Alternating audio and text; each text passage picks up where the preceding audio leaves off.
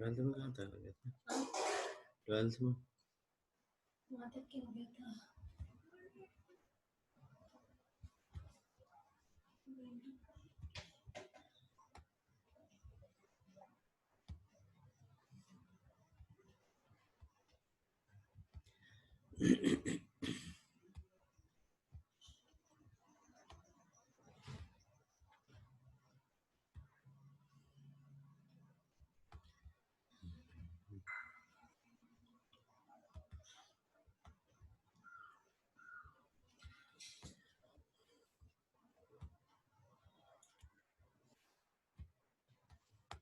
Sir कौन से वाले का लेना था स्क्रीनशॉट जो लिखा हुआ था वो? हाँ, वो जो चार्ट बना हुआ था ना, उसका लेना था बेटा।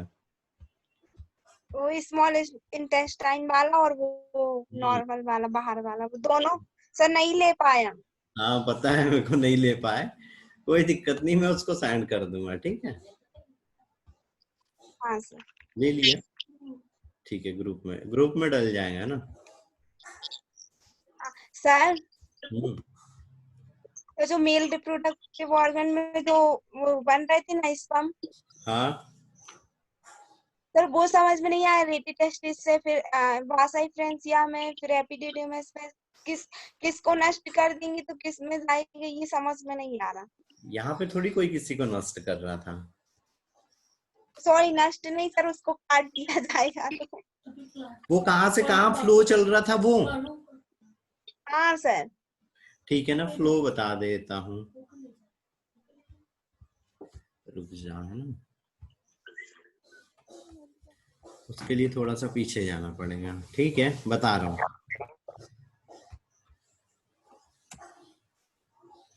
ऐड हो जान दो।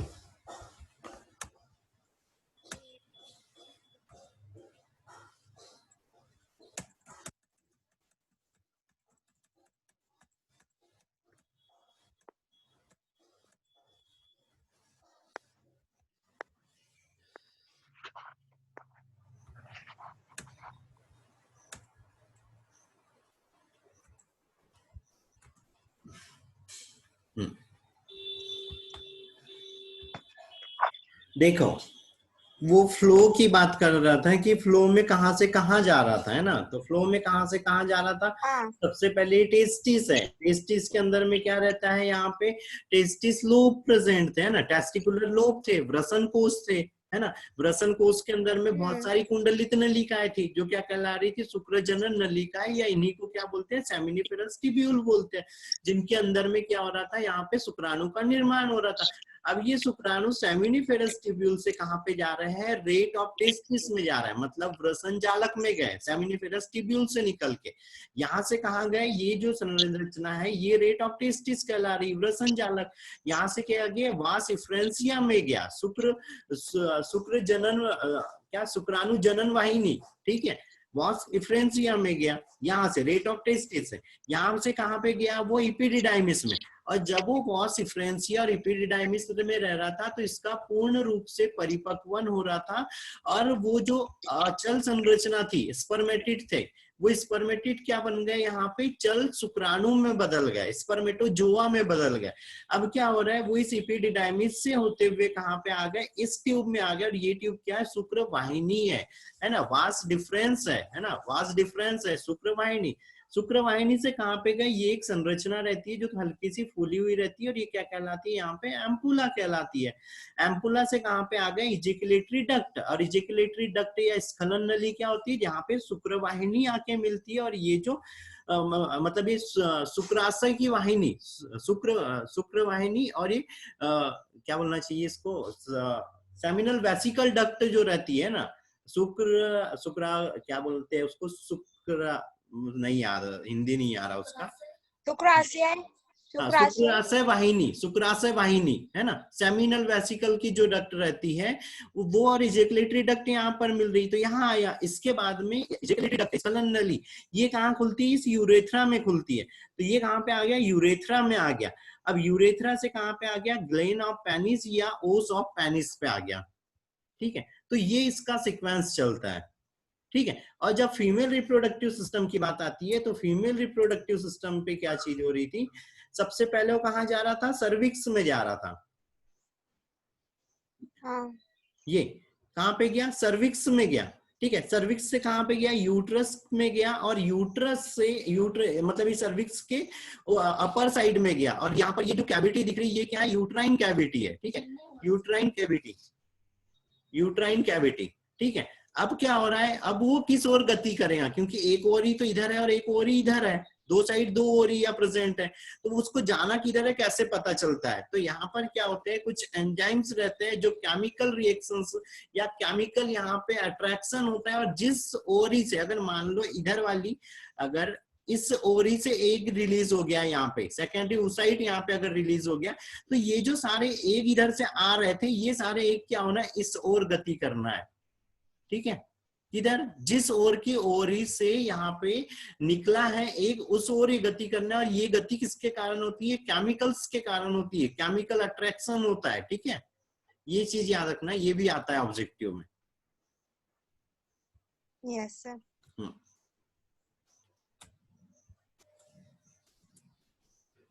और ये कल जो एक क्वेश्चन में सब लोग गड़बड़ कर रहे थे, ये वाला सीक्वेंस था ना बेटा, प्राइमोडर्मल फॉलिकल्स बना था, प्राइमरी फॉलिकल्स बना था, फिर सेकेंडरी फॉलिकल्स बना था, फिर ग्राफियन फॉलिकल बना था, और ग्राफियन फॉलिकल से क्या हो गया था, ओवुलेशन हो गया था। और ये जो ग्राफियन फॉलिकल था, ये ही एंडोक्राइन ग्लैंड की तरह वर्क कर रही थी, अंतःस्रावी ग्रंथि की तरह। और ये जो यहाँ पे ग्राफियन फॉलिकल था, ये ही क्या हो रहा था, कार्पस ल्यूटियम में बदल गया था। और ये कार्पस ल्यूटियम क्या होता है, नष्ट होने लगता है और काय में बदल जाता है, कार्पस एल्बिकेंस में बदल जा रहा था। ये था बेटा। और ये ब्रेस्ट के स्ट्रक्चर में क्या दिखाई देता है पूछ रहे थे, तो यहाँ पे हमको कोई एंटीबॉडी नहीं दिखाई दे रही थी ना, है ना, एंटीबॉडी नहीं दिखा रही थी। मेमोरी लोब दिखाई दे रहे थे, मेमोरी एल्वोलाइज दिखाई दे रही थी, मेमोरी डक्ट दिखाई दे रही थी, एम्पुला दिखाई दे रहा था, यहाँ पे लैक्टिफेरस ट्यूब डक्ट दिखाई दे रही थी, निप्पल दिखाई दे रहा था, और बाहर साइड का एरिया क्या हो रहा था, एरियोला दिखाई दे। यहाँ पे एंटीबॉडी थोड़ी दिखाई दे रही थी। फिर ये सर ग्राफियन फॉलिकल ही अंतःस्रावी ग्रंथि की तरह कार्य करती है। हाँ, ग्राफियन फॉलिकल से।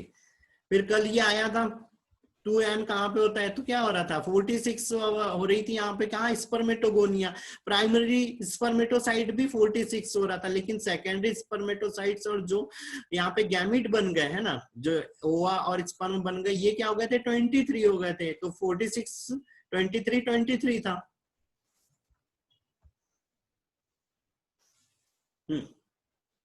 चलो स्ट्रक्चर, यहां तक और कुछ डाउट है तो बता दो अभी।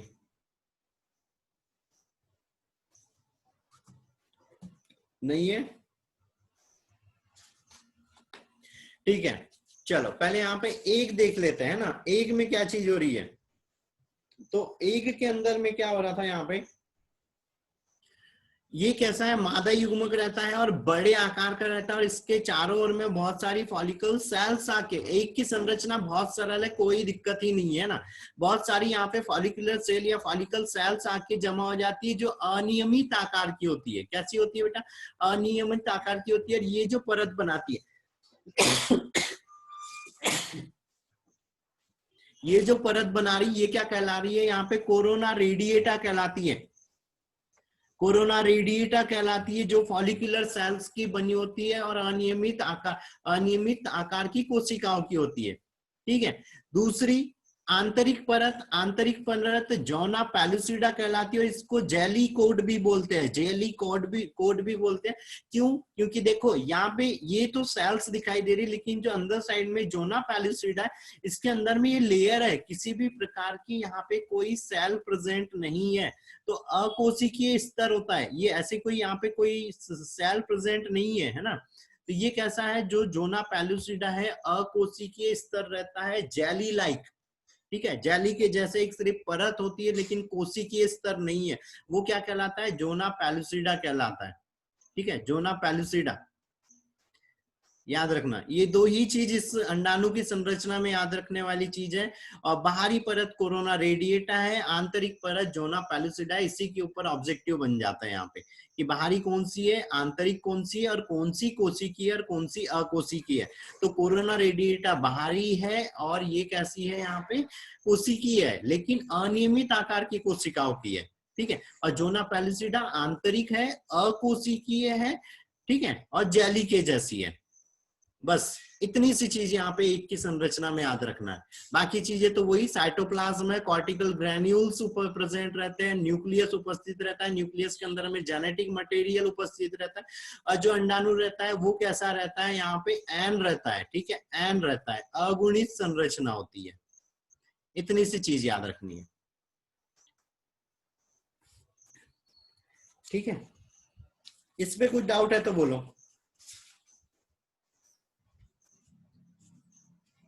सर इस पे एन क्या है, मतलब क्या चीज एन होती है? इसका जो केंद्रक होता है या जो अंडाणु है वो एन है, अगुणित है, ठीक है, अगुणित है।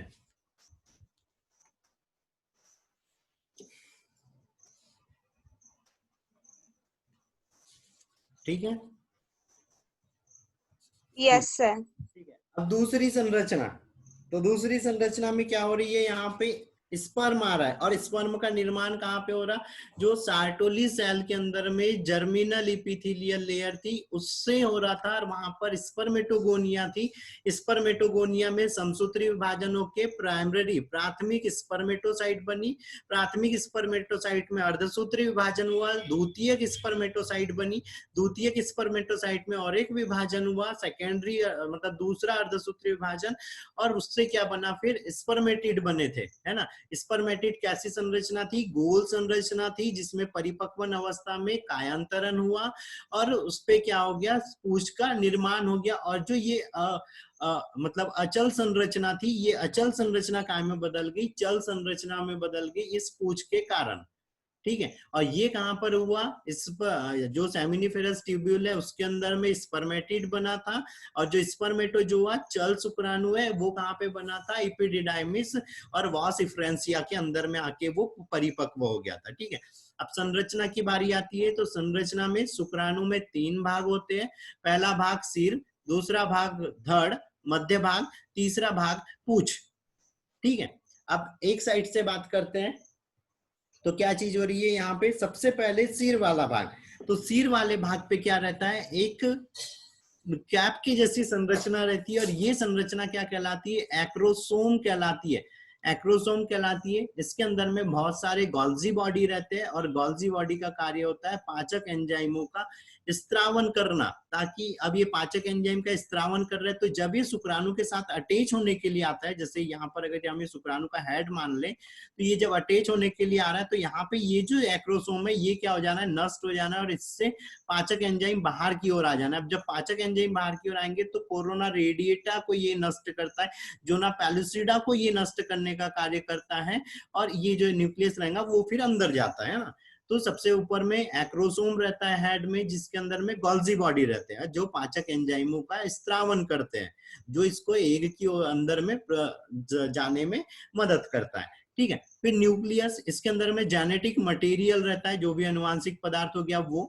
अब केंद्रक के दो ओर, है ना, साइड में क्या होती है, ऐसी 2 अर्धचंद्राकार संरचनाएं भी पाई जाती है ना, अर्धचंद्राकार संरचनाएं पाई जाती है। एक सेकंड रुको, ठीक है, यहाँ पे अर्धचंद्राकार संरचनाएं पाई जाती है इसमें, है ना। और ये अर्धचंद्राकार संरचनाएं कहां पर, यहाँ पर हेड में प्रेजेंट रहती है, न्यूक्लियस के दोनों ओर, और इनको बोलते हैं मिचैटी, ठीक है, मिचैटी, ठीक है। फिर बारी आती है यहाँ न्यूक्लियस के पास में, यहाँ हेड के अंदर में 2 सेंट्रियोल रहते हैं, 2 सेंट्रियोल रहती है, एक पास में रहता है और एक दूर रहता है। जो केंद्रक के पास में रहता है वो पैरोक्सिमल सेंट्रियोल कहलाता है, और एक क्या होता है, दूर उपस्थित होता है, जो डिस्टल सेंट्रियोल कहलाता है। जैसे यहाँ पे ये 2 मैंने बनाए हैं, तो 2 में से जो केंद्रक के पास में है ना, जैसे ये वाला यहाँ पे केंद्रक के पास में, तो ये क्या है, पैरोक्सिमल है, ठीक है। ये जो दूर वाला है ये क्या हो गया, डिस्टल सेंट्रियोल हो गया। तो 2 यहाँ पे सेंट्रियोल्स रहते हैं, ठीक है। फिर इसके नीचे क्या होता है, यहाँ पे मध्य भाग, और ये जो मध्य भाग है मिडिल पीस है, इसके अंदर में माइट्रोकांडिया होते हैं बहुत ज्यादा। ठीक है, माइट्रोकांडिया के बादल होते हैं। अब यहाँ पे एक क्वेश्चन ये भी आ जाता है कि भाई माइट्रोकांडिया के बादल कहाँ पे उपस्थित होते हैं, तो शुक्राणु के मध्य भाग में होती है, और ये क्या करते हैं, एनर्जी प्रोवाइड करते हैं इसको मूवमेंट्स करने के लिए। ठीक है, मूवमेंट्स, गति करने के लिए यहाँ पे ऊर्जा प्रदान करते हैं। ठीक है, फिर तीसरा भाग पूंछ आता है, जिसमें एक्सियल फिलामेंट्स होता है। ये बीच वाला क्या होता है, एक्सियल फिलामेंट्स होता है, और इसी के द्वारा ये क्या कर पाते हैं, गति कर पाते हैं। तो शुक्राणु की संरचना में सिंपल सी चीजें याद रखना है, 3 भाग में बटा हुआ रहता है। पहला भाग क्या होता है, सर होता है, दूसरा भाग यहाँ पे मध्य भाग होता है, तीसरा भाग पूंछ होता है। सर के ऊपर में एक्रोसोम रहते हैं, एक्रोसोम के अंदर में गोल्जी बॉडी रहते हैं जो पाचक एंजाइम का स्त्रावन करते हैं और अंडाणु में प्रवेश करने में मदद करते हैं। सर के ही अंदर में यहाँ पे न्यूक्लियस होता है, न्यूक्लियस के अंदर में जेनेटिक मटेरियल, अनुवांशिक पदार्थ होता है, सारी जानकारी होती है। न्यूक्लियस के दोनों ओर यहाँ पे अर्धचंद्राकार संरचनाएं पाई जाती है, जो क्या कहलाती है, मिचैटी कहलाती है, जो न्यूक्लियस को एक तरह से प्रोटेक्शन देती है। फिर यहीं पे सर से नीचे नेक वाले भाग में, गले वाले भाग में, है ना, क्या हो रहा है, 2 सेंट्रियोल प्रेजेंट रहते हैं। जो पास वाला रहता है वो क्या कहलाता है, पैरोक्सिमल सेंट्रियोल कहलाता है, जो दूर रहता है वो डिस्टल सेंट्रियोल कहलाता है। फिर यहाँ पर क्या हो रहा है, मध्य भाग में बहुत सारे माइट्रोकांडिया रहते हैं, जिससे जो क्या करते हैं, इसको ऊर्जा प्रदान करने का कार्य करते हैं। और सर्पिलाकार यहाँ पे माइट्रोकांडिया पाए जाते हैं, सर्पिलाकार यहाँ पे माइट्रोकांडिया पाए जाते हैं, ऊर्जा प्रदान करते हैं। एक और चीज थी यहाँ पे, ये नीचे की ब्लैक संरचना दिख रही है, ये वाली, है ना, ये सर्प, यहाँ पे ये सर्पिलाकार सेंट्रियोल पाया जाता है एक और इसका कार्य अभी तक नहीं पता है कि क्या कार्य है। ठीक है, तो जो पूंछ वाला भाग जहां से स्टार्ट होता है, मध्य भाग के नीचे में एक सर्पिलाकार सेंट्रियोल्स पाया जाता है। फिर नीचे वाला भाग एक लंबे क्या कहलाता है, पूंछ, और ये कैसे होती है, लंबी धागे या तंतु के जैसी संरचना होती है जो गति करने में मदद करती है। और इसमें बीच में एक एक्सियल फिलामेंट होते हैं, अक्षीय तंतु रहते हैं जो इसको मूवमेंट्स करने में मदद करते हैं। यहाँ पर कुछ डाउट है तो बोलो, है? ठीक है, तो यहाँ पर अब ये दोनों संरचनाओं के डायग्राम बनाने हैं। देखो अब जो तुम लोगों के पास जो डायग्राम की बात हो गई है, तो डायग्राम में क्या चीज हो गई है, अगर हम स्टार्टिंग से बात करें, तो स्टार्टिंग से हम बात करें तो अमीबा में विभाजन का बनाना है। ठीक है, द्विविखंडन और बहुविखंडन वाला। ठीक है, माइक्रो प्रोपेगेशन वाला बनाना है। ठीक है, उसके बाद पुष्प का बनाना है, पुष्प के अंदर में परागकण का बनाना है। ठीक है, बीजांड का बनाना है, परागकण, बीजांड, फिर male reproductive system, female reproductive system, फिर वृषण की अनुप्रस्थ काट, है ना, ये, और उसमें ये सार्टोलिस है, ये सेमिनिफेरस ट्यूब्यूल की भी आंतरिक काट बनाना है, ये भी। ठीक है, स्पर्म का डायग्राम तैयार करना है। फिर ओवरी का, जिसमें वो हमने स्टेज बताई थी, है ना, ग्राफियन फॉलिकल्स, कार्पस है ना, कार्पस ल्यूटियम, कार्पस एल्बिकेंस, वो वाला। उसके बाद ब्रेस्ट का, है ना, और फिर आता है शुक्राणु जनन अंडाणु जनन वाला। शुक्राणु जनन, हाँ क्या बेटा? सर वो अभी आपने बोला वो मतलब समझ में नहीं आया, आवाज तक रुकी। हाँ, ये शुक्राणु जनन अंडाणु जनन, ओवरी की संरचना बनाना है, ओवरी की।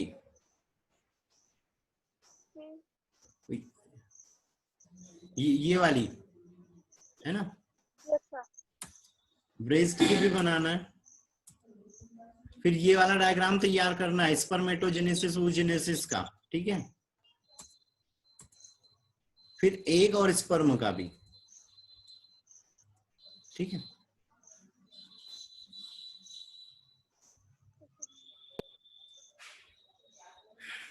ठीक है, यहां तक कुछ डाउट है तो बता। No sir. नहीं है, आगे बढ़े? Yes sir. ठीक है, अब बारी आती है यहाँ पे मैनसन साइकिल की, ठीक है। एक सेकेंड।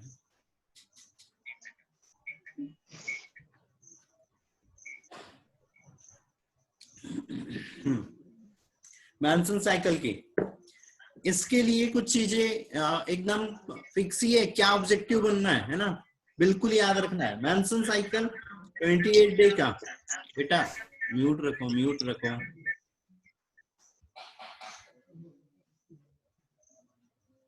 ठीक, ठीक है। मैनसन साइकिल नॉर्मली क्या होना है यहाँ पे 28 डे का, ठीक है। ब्लीडिंग टाइम उसमें याद रखना है 3 से लेके 5 डे तक का।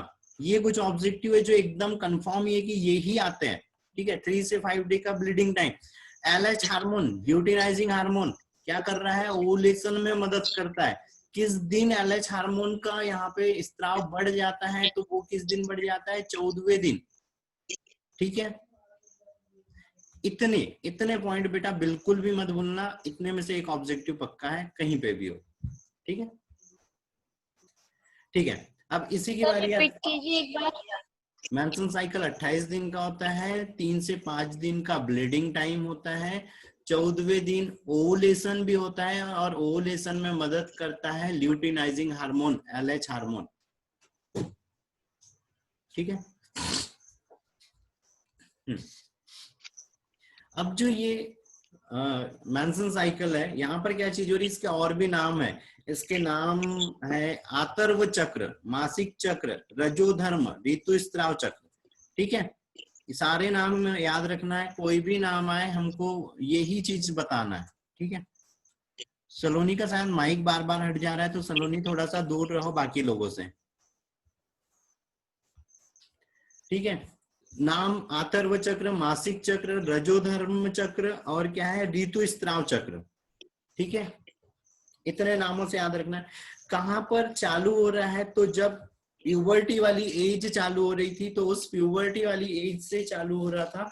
और प्यूबर्टी एज में क्या हो रहा था, 12 से 14 वर्ष, है ना, या 12 से बोलना चाहिए 15 वर्ष की एज जैसी चालू हो रही थी, वैसे ही क्या हो रहा था, यहाँ पे मेंस्ट्रुअल साइकिल आना स्टार्ट हो जा रहे थे, ठीक है। जब मेंस्ट्रुअल साइकिल आना स्टार्ट हो जाते हैं, तभी क्या हो रहा है, यहाँ पे ये फॉलिकल्स जो था वो डेवलप होने लगता है, विकसित होने लगता है, और मैच्योर फॉलिकल्स बनता है, और ओवुलेशन होता है ना। तो कितनी चीज होती है, फॉलिकल्स जो बने थे भ्रूणीय अवस्था से वो विकसित हो रहे हैं, और एक ग्राफियन फॉलिकल जो विकसित वाला यहाँ पे ग्राफियन फॉलिकल्स है, ये बन जा रहा है, और उससे फिर एग रिलीज हो जाता है, ठीक है। तो ये चीज होती है। अब जो यहाँ पे जो साइकिल चलती है, वो साइकिल में क्या हो रहा है, 3 साइकिल चलती है। मेंस्ट्रुअल साइकिल में 3 साइकिल चलती है।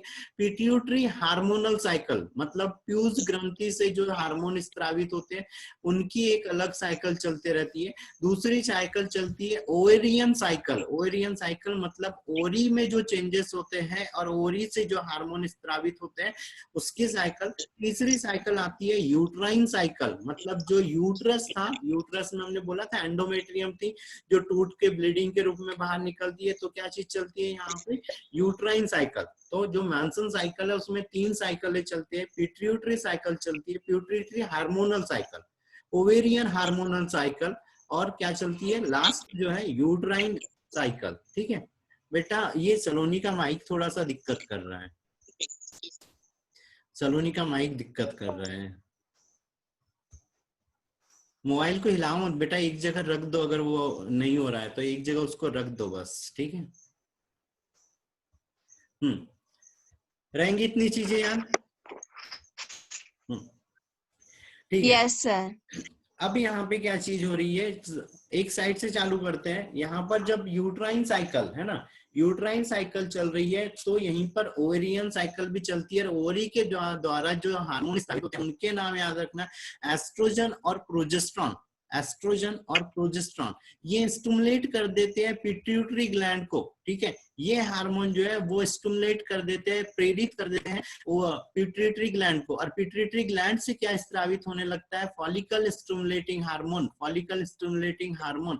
और ये क्या कर रहा है, यहाँ ओरी में आके ये जो फॉलिकल था इसको सक्रिय करता है और इसको यहाँ पे विभाजन के लिए प्रेरित कर देता है, और ये यहाँ पे विकसित होने लगता है और ये काय में बदल जाता है यहाँ पे ग्राफियन फॉलिकल्स में। तो ये कब हो रहा है, यहाँ पे 5वें से लेके 13वें दिन तक इसमें यहाँ पे क्या चल रहा है, विकास चल रहा है। और तो साथ में जब यूट्राइन है, यूट्रस कैविटी में जो एंडोमेट्रियम है उसमें क्या हो रहा है, आकार उसका विकसित हो रहा है, यहाँ पे ब्लड वेसल्स विकसित हो रही है, यहाँ पे जो वेस्ट सेल्स वगैरह आ रही है, म्यूकस आ रहा है, ये सब यहाँ पे जमा होने लग जाता है, जिसके कारण इस एंडोमेट्रियम की मोटाई क्या होने लग जा रही है, बढ़ने लग जा रही है। ठीक है, पहले से लेके मतलब 5वें से लेके 13वें दिन तक क्या हो रहा है, इसमें अभी लगातार यहाँ पे वृद्धि होते जा रही है। ठीक है, 15वें से 16वें दिन, 15वें से 16वें या बोलना चाहिए 14वें दिन क्या हो रहा है, जो यहाँ पे ग्राफियन फॉलिकल्स बना था, LH हार्मोन का लेवल फ्यूज ग्लैंड से क्या हो गया,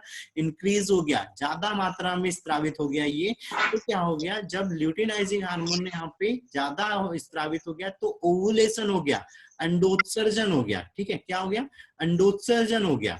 ठीक है, मतलब ग्राफियन फॉलिकल से ओवा बाहर आ गया सेकेंडरी oocyte अवस्था में। ठीक है, यहाँ पे क्या थी, ये सेकेंडरी oocyte अवस्था थी। ठीक है, सेकेंडरी oocyte अवस्था में किस दिन आया है, तो ये 14वें दिन यहाँ पे बाहर आ गया। ठीक है, और जैसे ये इस कार्पस ल्यूटियम से ओवा यहाँ पे बाहर आया, ओवुलेशन होना, वापस से जो ल्यूटिनाइजिंग हार्मोन का जो लेवल है वो क्या होने लग गया, कम होने लग गया। लेकिन 14वें दिन ही क्या हुआ था, एस्ट्रोजन भी यहाँ पे ज्यादा हुआ था। ठीक है, ये बहुत अच्छे से याद रखना बेटा, कंफ्यूज नहीं होना। एस्ट्रोजन जिस दिन ज्यादा हो रहा है उसी दिन क्या हो रहा है, LH हार्मोन भी ज्यादा हो रहा है।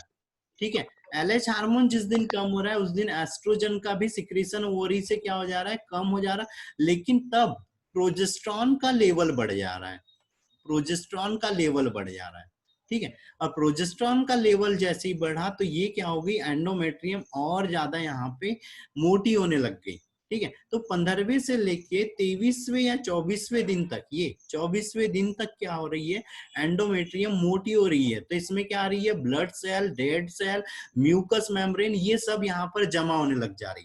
ठीक है, ये सारी चीजें यहाँ पे जमा होने लगी। उसके बाद 20वें से 25वें दिन, अब यहाँ से चालू हो जाती है थोड़ी सी डिफिकल्ट चीज। मतलब क्या चीज हो रही है, अगर यहाँ पे 20वें से 25वें दिन, मतलब 20वें से 25वें क्या चीज बोलना चाहिए यहाँ पर, ठीक है, 15वें से लेके 20वें दिन, 15वें से लेके 20वें दिन तक ये वाला ड्यूरेशन, अगर यहाँ पर अगर स्पर्म प्रेजेंट है, क्योंकि ये एक तो आ गया, मतलब अगर यहाँ पर अगर स्पर्म प्रेजेंट है तो क्या हो जाना है, यहाँ पे फर्टिलाइजेशन हो जाना है, फर्टिलाइजेशन हो जाना है। और अगर फर्टिलाइजेशन हो गया तो क्या चीज बनने लग जाना है, यहाँ पे फर्टिलाइजेशन होके जाइगोट बनने लग जाना है। और ये जाइगोट इधर बन रहा है, और दूसरे साइड जो कार्पस ल्यूटियम है ना, यहाँ पे ग्राफियन फॉलिकल्स था वो काय में बदलने लगेगा, कार्पस ल्यूटियम में बदलने लगेगा, और ये डीजनरेट हो जाएगा कार्पस एल्बिकेंस में जाने लगेगा। ठीक है, कार्पस एल्बिकेंस की ओर जाने लगेगा।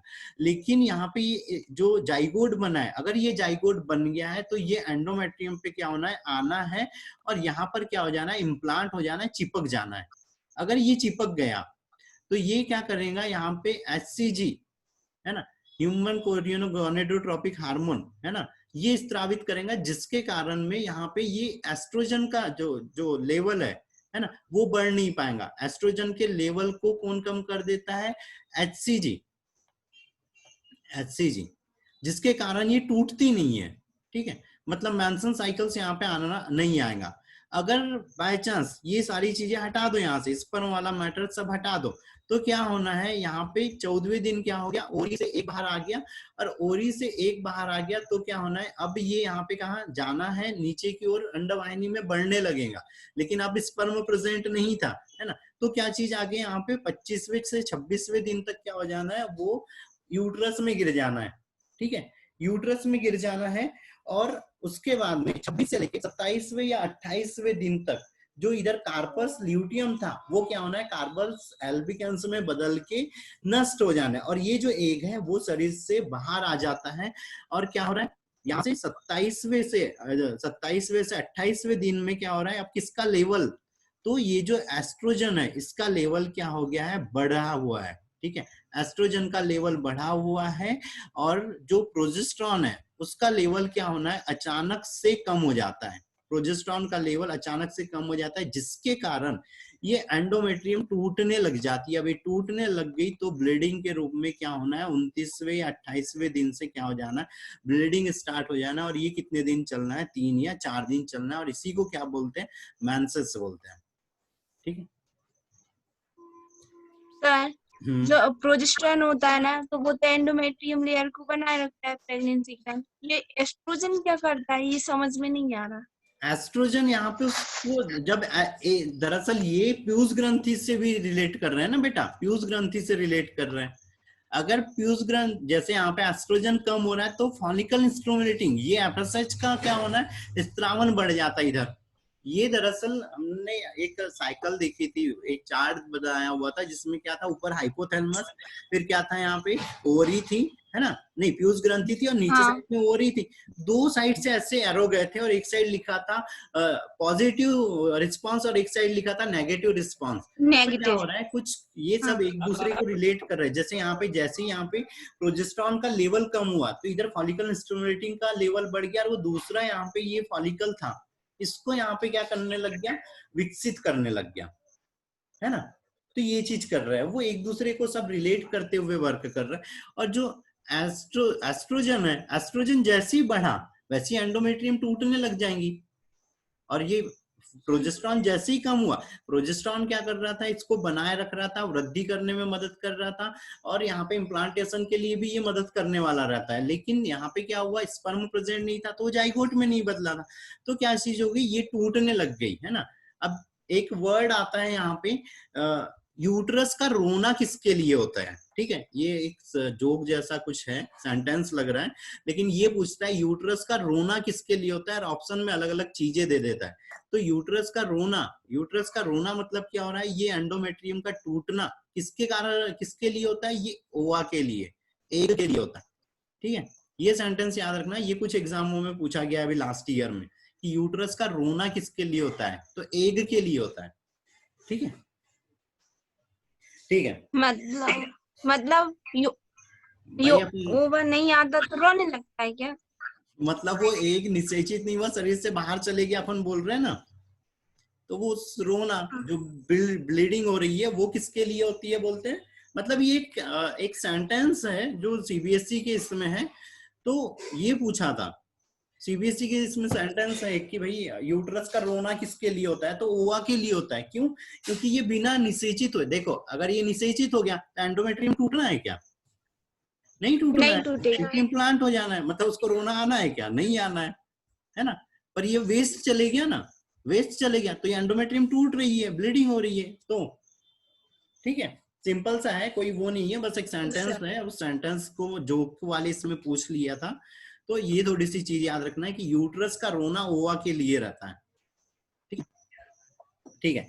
अब यहाँ पे एक कंफ्यूजन वाली चीज ये आ रही है कि ये जो ओवा है ना, इसको हम क्या बोल रहे हैं कि ये शरीर से बाहर निकल जा रहा है, लेकिन ये शरीर से बाहर नहीं निकलता है। जो ओरिजिनल चीज हो रही है वो क्या हो रहा है, ये फैलोपियन ट्यूब के अंदर ही डीजनरेट हो जाता है, वो यूट्रस तक भी नहीं आ पाता है, यूट्रस तक भी नहीं आ पाता है, मतलब नष्ट हो जाता है। अगर वो जो फैलोपियन ट्यूब है उसी एरिया में अगर यहाँ पर अगर स्पर्म पहुंच गया, निषेचित हो गया तो ठीक है, नहीं तो वो उतना बाहर ही नहीं आ पाता है, अंदर की ही और नष्ट हो जाता है। ठीक है, तो जो ओवा है एक्चुअल में शरीर से बाहर आता ही नहीं है, या यूट्राइन कैविटी तक भी नहीं आता है, वो कहाँ, फैलोपियन ट्यूब में ही डीजनरेट हो जाता है। बस इधर स्थाइमस वाले एरिया में आ जाए वहीं पे डीजनरेट हो जाता है, स्थाइमस एरिया भी वो पूरी तरह से क्रॉस नहीं कर पाता है। ठीक है, तो अब क्या चीज हो रही है सर, हाँ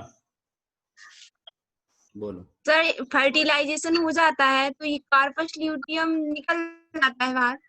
कार्पस ल्यूटियम तो बेटा ओवरी के अंदर था ना, तो ये डीजनरेट होने लगता है ना वापस से और नष्ट होने लगता है, कार्पस एल्बिकेंस में बदल जाता है। और पानी पे ऑक्सीजन हो जाता है और उसके अंदर में कुछ ब्लड सेल्स और म्यूकस आके जमा हो जाती है। ठीक है, यस सर। अब इसको है अभी टाइम। ठीक है, तो इतनी चीजें आई समझ में? Yes sir. ठीक है, अब क्या चीज हो रही है यहाँ पे, जो मैंसन साइकिल्स चल रहे हैं इसमें अलग अलग स्टेज, ये तो अभी हमने साइकिल देखे, ठीक है, कि कौन कौन से साइकिल होते हैं। अब स्टेज, तो स्टेज में जो फर्स्ट स्टेज रहती है, फर्स्ट स्टेज ये है ये फॉलिकुलर फेज। ठीक है, फॉलिकुलर फेज में क्या हो रहा है, फॉलिकल्स, ये यहाँ पे है फॉलिकल्स, ये डेवलप हो रहे हैं। ठीक है, ये फॉलिकल्स डेवलप हो रहे हैं और एंडोमेट्रियम की ऊंचाई या एंडोमेट्रियम की मोटाई क्या हो रही है, बढ़ रही। किस दिन बढ़ रही है, 5वें से लेके 14वें दिन तक।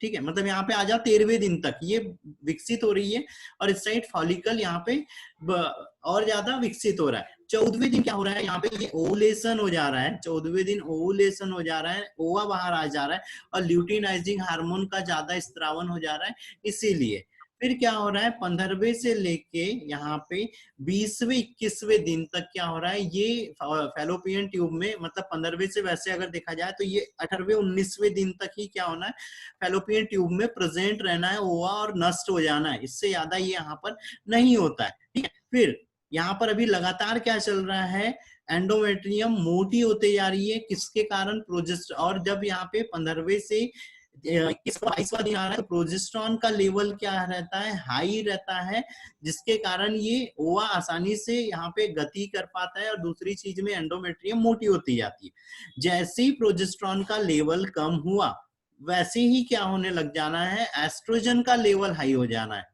ठीक है, और एस्ट्रोजन का जैसे ही लेवल हाई होना है, एंडोमेट्रियम क्या होना है, 26वें से 27वें दिन के बाद में यहाँ पे टूटना स्टार्ट हो जाना है और ये ब्लीडिंग के रूप में बाहर जाना है। तो अब ये जो सेकेंड स्टेज थी ये ल्यूटियल फेज कहलाती है। ल्यूटियल, ये इधर से याद रखना, कार्पस ल्यूटियम से ल्यूटियल फेज कहलाती है। और जो लास्ट स्टेज होती है वो मेंस्ट्रुएशन कहलाती है या ब्लीडिंग स्टेज कहलाती है। ठीक है, ठीक है। अब एक चीज थी, Yes. अगर यहाँ पे थोड़ा सा डाउट आ रहा है तो इसके लिए क्या करना है, सारे लोगों को एक बार इसको रिपीट में देखना है। ठीक है, फिर कुछ नहीं आता है तो हम इसको फिर से कल एक बार रिपीट करेंगे, है ना, क्योंकि ये जरूरी है। Yes sir. ठीक है, पर एक बार पहले देखना है। Yes sir. ठीक है, अब बारी आती है यहाँ पे ओवुलेशन वाली। ठीक है, कि ओवुलेशन में या कब यहाँ पे क्या सीक्वेंस चल रहा है, तो सीक्वेंस में मतलब ये एक तरह से कॉन्ट्रासेप्शन की मेथड्स के लिए भी यूज में हो रहा था। तो यहाँ पे क्या हो रहा है, स्टार्टिंग से चालू करते हैं, जब फॉलिकुलर स्टेज चल रही है ना, क्या हो रहा है, 3rd से लेके यहाँ पे 11 12th डे तक क्या चल रही है, फॉलिकुलर स्टेज चल रही, मतलब ओवा क्या हो रहा है, यहाँ पे रिलीज हो रहा है। अब यहाँ पे ये फर्टाइल दिया हुआ है ना, फर्टाइल टाइम दिया हुआ है। ये फर्टाइल टाइम मतलब ये हो रहा है कि हम क्या बोल रहे हैं, 14वें दिन यहाँ पे वो ओवुलेशन हो रहा है। लेकिन ऐसा जरूरी नहीं है, अलग अलग लोगों का मेंस्ट्रुअल साइकिल का टाइम क्या हो रहा है, अलग अलग हो रहा है। किसी में 28 दिन हो रहा है, किसी में 25 दिन हो जा रहा है, किसी में जो 32 दिन हो जा रहा है, कम ज्यादा हो रहा है। उस हिसाब से क्या होना है, यहाँ पे ये जो फर्टाइल या ओवुलेशन वाला डे है वो भी चेंज हो जाना है। तो कितना, 12 से लेके 17वें दिन तक ये रहता है कि एक यहाँ पे प्रेजेंट रहता है। ठीक है, एक प्रेजेंट रहता है कहाँ पे, फैलोपियन ट्यूब में, मतलब फर्टिलाइजेशन होने के चांसेस ज्यादा है, जाइगोट बनने के चांसेस ज्यादा है, मतलब क्या होना है, यहाँ पे प्रेगनेंसी होने के चांसेस ज्यादा हो जाती है। कब, 12 से लेके 16वें दिन तक। फिर आती है ल्यूटियल फेज।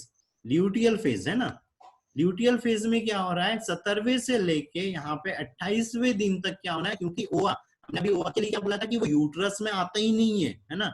अगर हम उसको देखें तो ओवा यूट्रस में आता ही नहीं है, फैलोपियन ट्यूब में ही वो नष्ट हो जाता है। और उसकी लाइफ साइकिल क्या रहती है, 2 से 3 दिन रहती है। 2 से 3 दिन उसको क्रॉस करने में क्या लग जाता है, फैलोपियन ट्यूब ही वो क्रॉस नहीं कर पाता है। तो 2 से 3 दिन में वो वही नष्ट हो गया। अगर बाय चांस अगर 14वें दिन ओवुलेशन हुआ, एक बाहर आया ओवरी से, तो 1 दिन 2 दिन और 3 दिन, 17वें दिन ही क्या हो जाना है, वो नष्ट हो जाना है यहाँ पर, 17वें दिन ही, है ना। तो अब यहाँ से जो 18वां दिन चालू हो रहा है, ये क्या है, इनफर्टाइल डे चालू हो जा रहा है या इनफर्टाइल टाइम चालू हो रहा है। मतलब अब यहाँ पे प्रेगनेंसी कंसीव नहीं होना है इस टाइम में, ये जो ब्लू वाला टाइम है।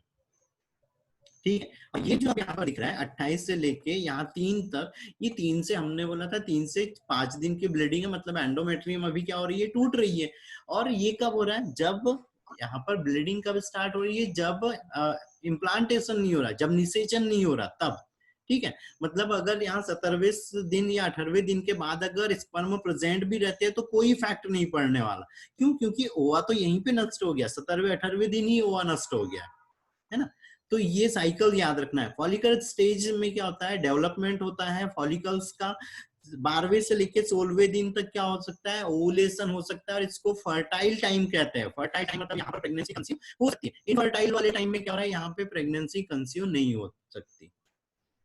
ठीक है।